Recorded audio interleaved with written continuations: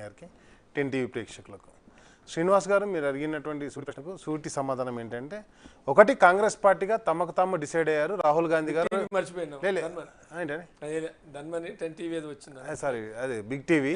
నేనేమంటున్నానంటే బిగ్ టీవీలో డిబేట్ పెట్టినటువంటి బిగ్ ఛానల్లో ఆ బిగ్ అంశం ఏంటంటే, first of all Rahul Gandhi ఫ్యూచర్లో కూడా ప్రైమ్ మినిస్టర్ కాలేరని ఇక్కడ ఉన్నటువంటి కాంగ్రెస్ పార్టీ ముఖ్యమంత్రి డిక్లేర్ చేశారు.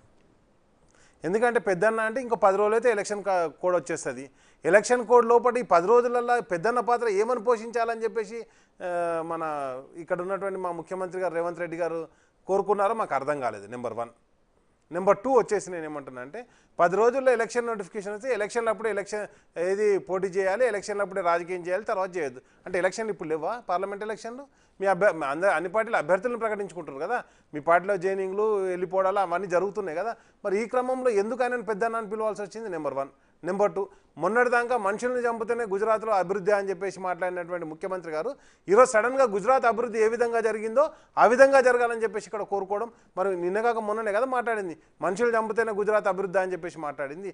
ఆ గుజరాత్ మోడల్ ఇక్కడ జరగాలంటే రేపు పొద్దుగాల జరిగేది కూడా ఇక్కడ కూడా అదే జరుగుతుంది నరమేదం. అండ్ నెక్స్ట్ వచ్చేసి నేను ఏమంటున్నా అంటే, సరే 2 పక్కన పెడదాం, రాజకీయ విషయాలకు వద్దాం. ఏం జరిగిందండి ఈరోజు ఇక్కడున్నటువంటి కాంగ్రెస్ పార్టీ నాయకులు కూడా ఏమనుకుంటారు, మహారాష్ట్రలో ఏం జరిగిందో, ఏక్నాథ్ షిండేలు అజిత్ పవార్లు ఏ విధంగా ఉద్భవించారో, లేకపోతే బీహార్లో నితీష్ కుమార్ గారు ఏ విధంగా ఉద్భవించారో, అదేవిధంగా మధ్యప్రదేశ్లో జ్యోతిరాదిత్య సింధియా లేకపోతే కమల్నాథ్ గారు ఎలా ఉద్భవించారో ఆ ఉద్భవన ఇక్కడ కూడా జరగబోతుందని అనుకుంటున్నారు. వాటిని మేమేం అనట్లే కదా. కాబట్టి ప్రజల దృష్టికి తీసుకుపోతున్నాం. అండ్ నెక్స్ట్ వచ్చేసి ఎలక్షన్ బిఫోర్ ఇదే మా కాంగ్రెస్ పార్టీ ఏం మాట్లాడిందండి, బీజేపీ బీఆర్ఎస్ 2 ఒకటే అని చెప్పేసి అన్నది. ఈరోజు వేదికలు పంచుకుంటుంది ఎవరండి?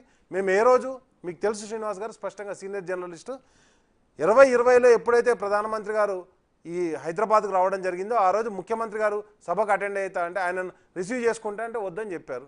ఆ రోజు నుంచి మీ ప్రోటోకాల్ ఒక్కసారి అప్లికేబుల్ అయినప్పుడు ప్రతిసారి అదే ప్రోటోకాల్ అప్లికేబుల్ అవుతుంది అని చెప్పాం. అండ్ నెక్స్ట్ వచ్చేసి దాదాపుగా 30 సార్లు 35 సార్లు ఆయనకు రిప్రజెంటేషన్ ఇచ్చాం, కంటోన్మెంట్ ల్యాండ్లు అప్పచెప్పండి అని. కానీ 2 నెలలు కాకముందే వెంటనే కాంగ్రెస్ పార్టీ వాళ్ళకి అప్పచెప్పేసారు.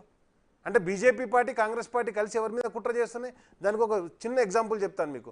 హుజురాబాద్ ఎలక్షన్లో కాంగ్రెస్ పార్టీకి 3,000 ఓట్లు వస్తాయండి, గతంలో 60,000 ఓట్లు వచ్చినాయి.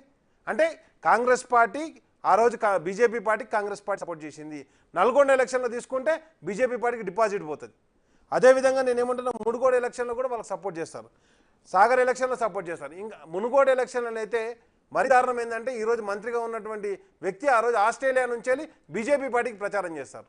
వెంటనే బీజేపీ పార్టీలో ఉన్నటువంటి 2 అభ్యర్థులు, అది రాజగోపాల్ రెడ్డి గారు కావచ్చు లేకపోతే వివేక్ గారు కావచ్చు, ఇద్దరు కూడా కాంగ్రెస్ పార్టీలోకి పోతారు, వాళ్ళు ఎమ్మెల్యేలుగా ఎలక్ట్ అవుతారు. కాబట్టి ఇవన్నీ కూడా పరిశీలిస్తారు ప్రజలు. అండ్ నెక్స్ట్ నేను ఏమంటున్నా అంటే, ఎఫ్ఆర్బిఎం పరిధి దాటి ఇప్పటికీ 7,000 కోట్ల రూపాయలు అప్పు ఇచ్చారండి. సరే, అప్పు తీసుకురావడం అది ప్రభుత్వం నడిపించుకోవడం అది వాళ్ళ ఇష్టం, కానీ ఎఫ్ఆర్బిఎం పరిధికి లోబడి ఇస్తామని చెప్పేసి బీఆర్ఎస్ ప్రభుత్వం అప్పుడు కేసీఆర్ గారిని రిస్ట్రిక్ట్ చేసిన ఇదే కేంద్ర ప్రభుత్వం ఈరోజు ఎందుకు 7,000 కోట్లు ఎక్సెస్ ఇచ్చింది? ఏ ఉద్దేశంతో ఇచ్చింది?